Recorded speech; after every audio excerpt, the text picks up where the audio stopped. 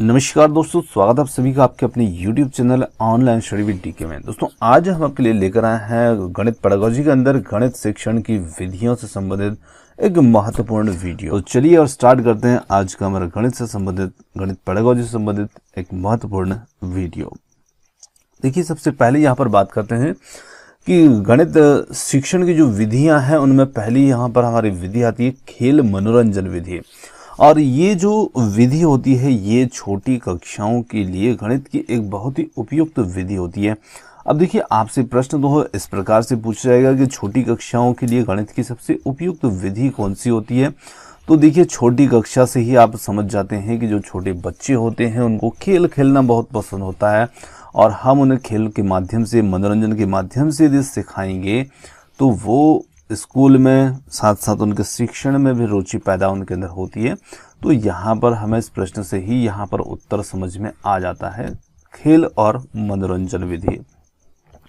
चलिए अगली विधि की बात करते हैं। रेखा गणित शिक्षण की सर्वश्रेष्ठ विधि होती है। तो रेखा गणित शिक्षण की सर्वश्रेष्ठ विधि यहाँ पर है विश्लेषण विधि। अब देखिए, विश्लेषण विधि जो होती है ये और भी जगह पर आपको इससे संबंधित प्रश्न देखने को मिलेंगे। तो आपको थोड़ा समझना है कि विश्लेषण विधि आखिर होती क्या है। तो देखिए, जैसे मान लिया जाए कि हमारे सामने कोई भी एक उदाहरण है, या मैंने कहा कि आपके सामने कोई भी चट्टान है, पहाड़ी है, और आपके रास्ते में ये आ रही है और आपको इसे हटाना है। तो आप क्या करेंगे, थोड़ा थोड़ा करके यहाँ पर आप इसे तोड़ने की कोशिश करेंगे। एक साथ तो नहीं तोड़ पाएंगे, तो हम क्या करेंगे, इसे छोटे छोटे टुकड़ों के रूप में, जिस प्रकार से बिहार के जो दशरथ मांझी थे उन्होंने पहाड़ को तोड़ा था, उसी प्रकार से थोड़ा थोड़ा थोड़ा करके हम इसे तोड़ने की कोशिश करेंगे। तो देखिए, यहाँ पर ये पहाड़ी हमारे सामने एक समस्या के रूप में है। तो यहाँ पर समस्या समझ लें, पाठ्यक्रम समझ लें, जो भी विषय वस्तु है वो समझ लें। तो इसे हम क्या करते हैं, छोटे छोटे टुकड़ों में बांट दें। ये तो यहाँ पर छोटे छोटे टुकड़ों में बांट करके फिर हम इनका अध्ययन कर लेते हैं इसके अंतर्गत, इस विधि के अंतर्गत। तो जहाँ पर हम एक से, देखिए ये एक था और एक को हमने क्या किया, अनेक में बांट दिया, है ना, अनेक में बांट दिया। तो ये हमारे लिए विश्लेषण विधि हो जाती है। अब देखिए, यहाँ पर एक से अनेक में से बांटा गया है, विश्लेषण विधि। पर आप इसका उल्टा कर देते हैं कि जब अनेक से एक बना दें तो ये विश्लेषण के बजाय में हो जाती है संश्लेषण विधि। तो दोनों ही आपको एक दूसरे के विपरीत होती है, ऐसे ही आप दूसरे को भी याद रख सकते हैं। और यहाँ पर इसका सबसे अच्छा उदाहरण, जैसे कि हमारे पास किसी भी विषय की जो पुस्तक होती है तो हम उसमें देखते हैं कि हमारा जो पाठ्यक्रम होता है वो इकाई खंडों में ही तो बटा होता है। छोटे छोटे खंड होते हैं, पाठ नाम देते हैं, चैप्टर, अध्याय, जो भी नाम दिए होते हैं उनमें बटा रहता है। तो वो क्या है, वो एक तरह से वही तो है, हमारा जो पाठ्यक्रम है उसे क्या किया गया, छोटे छोटे पार्ट में, छोटे छोटे खंडों में उसे बांट दिया, और हम उसका वर्ष भर फिर समय के साथ साथ फिर हम उसका क्या करते हैं, अध्ययन करते हैं, है ना। तो वही हमारे लिए यहाँ पर विश्लेषण विधि का एक उदाहरण भी है। चलिए आगे हम बात करते हैं अगले पॉइंट की। बेलनाकार आकृति के शिक्षण की सर्वश्रेष्ठ विधि जो होती है कौन सी होती है। तो बेलनाकार आकृति के संबंध के शिक्षण की सर्वश्रेष्ठ विधि जो होती है वो यहाँ पर है आगमन निगमन विधि। देखिए, आगमन और निगमन दो अलग अलग विधियां हैं, और ये विधि भी बिल्कुल वैसी है जिस प्रकार से विश्लेषण और संश्लेषण होती है, और ये दोनों भी एक दूसरे के बिल्कुल विपरीत होती है। जिस प्रकार से हमने देखा कि विश्लेषण में हम क्या करते हैं, एक को अनेक में बांटते हैं, और संश्लेषण में अनेक से हम एक बनाते हैं। उसी प्रकार से आगमन और निगमन विधि जो होती है ये भी दोनों एक दूसरे के विपरीत होती है। अब देखिए, यहाँ पर सबसे पहले हम आगमन विधि की बात कर लेते हैं। तो आगमन विधि में हम क्या करते हैं, थोड़ा सा इसके बारे में समझते हैं। देखिए, आगमन विधि जो होती है ना, इसमें हम क्या करते हैं, विशिष्ट से सामान्य की ओर चलते हैं। यहाँ पर हम विशिष्ट से सामान्य की ओर चलते हैं। तो विशिष्ट से सामान्य की ओर कह दें, या फिर हम इसे कह सकते हैं कि या फिर ज्ञात से अज्ञात की ओर, इस विधि में आगमन विधि में चलते हैं, या फिर हम इसे कह दें कि स्थूल से सूक्ष्म की ओर। इन 3 सूत्रों का पालन जो है इसके अंतर्गत किया जाता है, स्थूल से सूक्ष्म की ओर, ज्ञात से अज्ञात की ओर और विशिष्ट से सामान्य की ओर। और साथ ही साथ इसमें क्या होता है कि पहले उदाहरण दिखाया जाता है और बाद में उदाहरण के माध्यम से फिर नियम पर या निष्कर्ष पर पहुंचा जाता है, सूत्र पर पहुंचा जाता है। तो पहले उदाहरण प्रस्तुत करना और फिर नियम या सूत्र या निष्कर्ष पर पहुंचना, ये होता है आगमन विधि के अंतर्गत।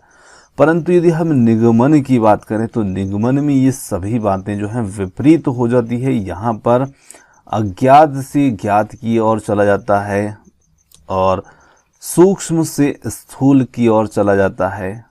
यहाँ पर सूक्ष्म से स्थूल की ओर, साथ ही साथ यहाँ पर सामान्य से विशिष्ट की ओर। तो आप जब इन्हें विपरीत कर देते हैं तो यहाँ पर हम पहुंच जाते हैं निगमन विधि में, है ना। यहाँ पर सामान्य से विशिष्ट की ओर। अब साथ ही साथ देखिए यहाँ पर पहले उदाहरण बताया गया था, फिर नियम बताए गए थे, नियम तक पहुंचे थे। अब यहाँ पर क्या होगा कि पहले नियम बताया जाएगा, नियम सिखाया जाएगा और उस नियम के तहत सूत्र से, नियम से हम पहुंचते हैं फिर उसके उदाहरणों पर। तो ये भी एक दूसरे के बिल्कुल विपरीत चला करती है दोनों विधियां। अब देखिए एक बात आपको समझना है, स्थूल से सूक्ष्म की ओर। तो स्थूल मतलब बड़ी चीजें और सूक्ष्म मतलब छोटी चीजें। तो जब हम बड़े रूप में उस विषय वस्तु को देखते हैं और फिर हम उसको गहराई में जाएंगे, बहुत सूक्ष्म रूप में जाएंगे, तो देखिए यहाँ पर स्थूल रूप से सूक्ष्म रूप की ओर हम इसमें जा रहे हैं। तो यहाँ पर ये जो विधि होगी आगमन विधि, ये छोटी कक्षाओं के बच्चों के लिए उपयुक्त होगी, क्योंकि उन्हें हम स्थूल से धीरे धीरे सूक्ष्म की ओर बढ़ा सकते हैं। परंतु जो बड़ी कक्षाएं होती हैं ना, वो स्थूल चीज़ों का अध्ययन नहीं करती है, बड़ी कक्षाएं सूक्ष्म का ही अध्ययन करती हैं। तो बड़ी कक्षाओं के लिए ये विधि उपयुक्त होगी और ये थोड़ी छोटी कक्षाओं के लिए उपयुक्त होती है। चलिए आगे बात करते हैं। नवीन प्रश्नों को हल करने के लिए सर्वश्रेष्ठ विधि है, तो यहाँ पर भी आगमन निगमन विधि है और आगमन निगमन विधि को तो हम समझ ही चुके हैं। अगला हमारा प्रश्न है यहाँ पर स्वयं खोज करके अपने आप से सीखने की विधि, और ये बहुत अच्छा प्रश्न है। देखिए स्वयं खोज करके अपने आप से सीखने की जो विधि होती है ना, उसे हम कहते हैं अनुसंधान विधि, या फिर इसे कह देते हैं ह्यूरिस्टिक विधि। ये ह्यूरिस्टिक विधि, उधर थोड़ा सा दिखेगा नहीं आपको, ह्यूरिस्टिक विधि भी इसे कहा जाता है। ह्यूरिस्टिक विधि बोल देते हैं या फिर खोज विधि भी बोल देते हैं। देखिए ये जो विधि होती है, ये यहाँ पर एक शब्द मिल रहा है हमें ह्यूरिस्को। ये ह्यूरिस्टिक जो विधि है इसी में एक शब्द आता है ह्यूरिस्को, और ह्यूरिस्को जो है ये ग्रीक भाषा का शब्द है, और ग्रीक भाषा का शब्द होने के साथ साथ ह्यूरिस्को जो होता है इसका अर्थ होता है मैं खोजता हूँ, मैं खोजता हूँ, आई फाइंड आउट, है ना। तो यहाँ पर मैं खोजता हूँ, और ये जो विधि थी हमारी, इसको देने वाले जो थे, जिसके जनक थे, वो थे एडवर्ड आर्मस्ट्रॉन्ग, उन्होंने ये विधि दी थी। और यहाँ पर बालक जो है वो स्वयं खोज करता है और सीखता है यहाँ पर। तो इसी को अनुसंधान भी बोल देते हैं, खोज भी बोल देते हैं, ह्यूरिस्टिक विधि भी बोल देते हैं। और यहाँ इस विधि से बच्चा जो होता है, बालक जो होता है, वो क्या करता है, खोजी प्रवृत्ति का बन जाता है। मतलब वो खुद अपनी समस्याओं के हल को खोज लेता है। तो बहुत अच्छा प्रश्न है ये। चलिए आगे है, मानसिक, सामाजिक एवं शारीरिक विकास के लिए सर्वश्रेष्ठ विधि है। देखिए अब तीनों चीजें एक साथ आ गई हैं, मानसिक, सामाजिक एवं शारीरिक। तो भाई तीनों जब चीजें साथ में होती है ना, तो उस स्थिति में हमारे लिए सबसे अच्छी विधि तो खेल विधि होती है। और हम जानते हैं कि खेल से हमारा सामाजिक, मानसिक और शारीरिक विकास खेलों के माध्यम से ही होता है। तो यहाँ पर खेल विधि हमारा उत्तर हो जाएगा। चलिए आगे बात करते हैं सर्वाधिक खर्चीली विधि या प्रोजेक्ट विधि। ये प्रश्न जो है कई बार पूछा जा चुका है। सबसे खर्चीली विधि कौन सी है? तो ये प्रोजेक्ट विधि जो होती है ये सबसे खर्चीली विधि होती है।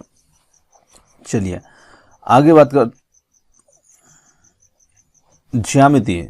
हमारा प्रश्न जो था एक पहले छूट गया था।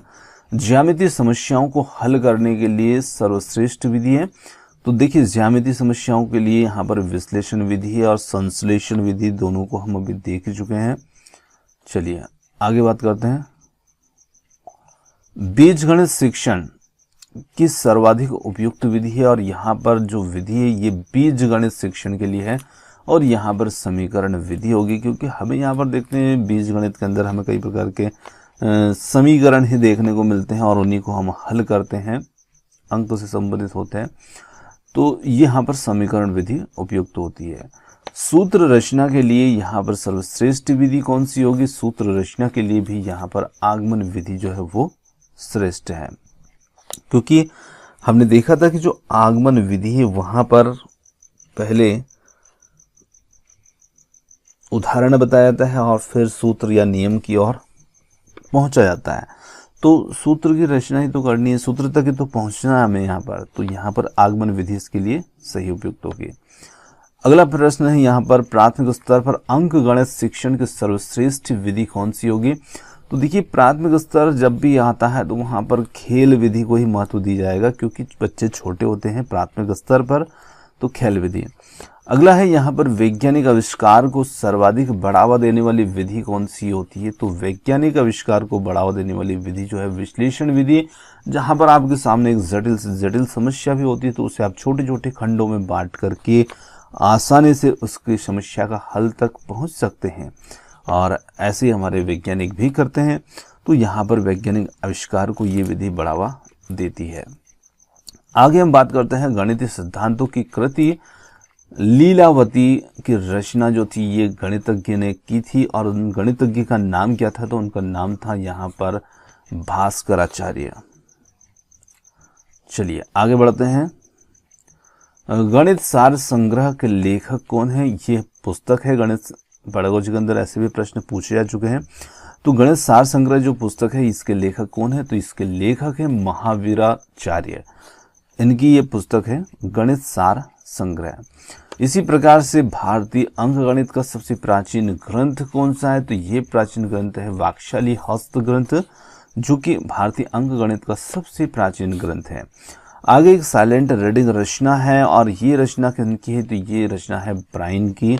और ब्रायन से आप याद रख सकते हैं कि जब भी हम साइलेंट रीडिंग करते हैं तो हमारा जो ब्रेन होता है उस ब्रेन में सारी चीज़ें जो होती है चली जाती है, घुस जाती है, और हम आसानी से उस चीज़ को दिमाग में उतार लेते हैं। कब? जब हम साइलेंट रीडिंग करेंगे, जब मौन वाचन करेंगे, मौन रूप से हम पढ़ेंगे उसको, तब, है ना। और जब भी हम किसी चीज़ को साइलेंट रूप में पढ़ते हैं, साइलेंट रीडिंग करते हैं, तो वो सीधे हमारे दिमाग में जाती है, ब्रेन में जाती है। तो उसी से आपको यहाँ पर नाम याद रह जाएगा, ब्रायन। आगे बात करते हैं बौद्ध स्तर का प्रतिमान दिया था, तो ये दिया था मॉरिसन ने।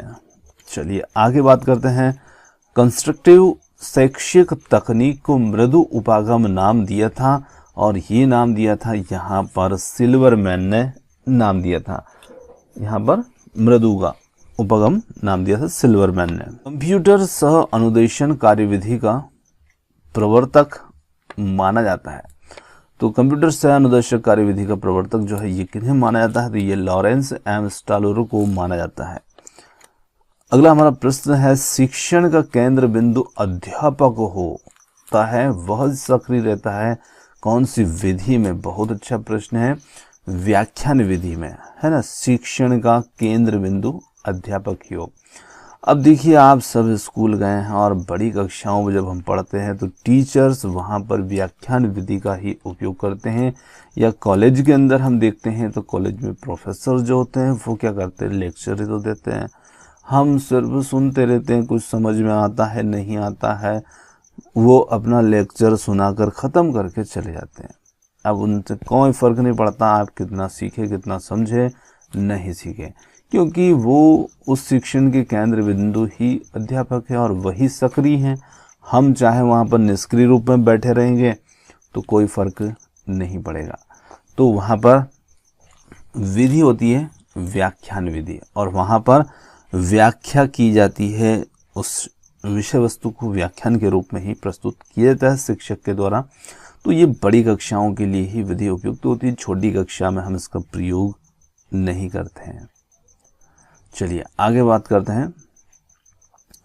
बड़ी कक्षाओं में जब किसी के जीवन परिचय या ऐतिहासिक पृष्ठभूमि से परिचित कराना हो तो वहां पर उत्तम विधि है, तो वहां पर व्याख्यान विधि ही काम आएगी, क्योंकि बहुत डीपली आपको वहां पर लेक्चर सुनने को मिलते हैं व्याख्यान विधि में।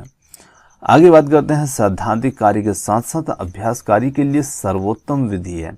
देखिए यहाँ पर सैद्धांतिक कार्य के साथ साथ अभ्यास कार्य भी मिल रहा है, तो इसके लिए अधिन्यास विधि जो होती है ये विधि उपयुक्त होती है। प्राथमिक स्तर पर अंक गणित शिक्षण स्मृति केंद्रित होना चाहिए, और जिसका आधार क्या होना चाहिए, तो यहाँ पर इसका आधार होना चाहिए पुनरावृत्ति, है ना। जब भी हम कोई शिक्षण प्राथमिक स्तर पर करते हैं या बच्चों को गणित से संबंधित कोई शिक्षण कराते हैं तो उसकी पुनरावृत्ति होना चाहिए, ताकि वो चीजें उनकी स्मृति में बनी रहे। आगे बात करते हैं अज्ञात से ज्ञात की ओर अग्रसर होते हैं विश्लेषण विधि में। अब देखिए अज्ञात से ज्ञात की ओर हम विश्लेषण विधि में अग्रसर होते हैं, परंतु इसी के साथ साथ हमने देखा था कि निगमन विधि में भी तो होता है, तो निगमन विधि में भी ये चीज होती है। मौखिक कार्य का सर्वाधिक महत्व छात्रों का मानसिक विकास करने में है, और ये मौखिक कार्य का सर्वाधिक महत्व छात्रों का मानसिक विकास करने में है त्रिकोणमिति गणित में। चलिए आगे बढ़ते हैं। दृश्य श्रव्य साधनों के प्रयोग से अपने शिक्षण पद्धतियों में सबसे अधिक महत्वपूर्ण स्थान दिया फ्रोवेल और मॉन्टेसरी ने। देखिए मॉन्टेसरी जो है इन्होंने एक मेथड भी दी है, उसी को मॉन्टेसरी विधि के नाम से भी जाना जाता है, मरिया मॉन्टेसरी ने।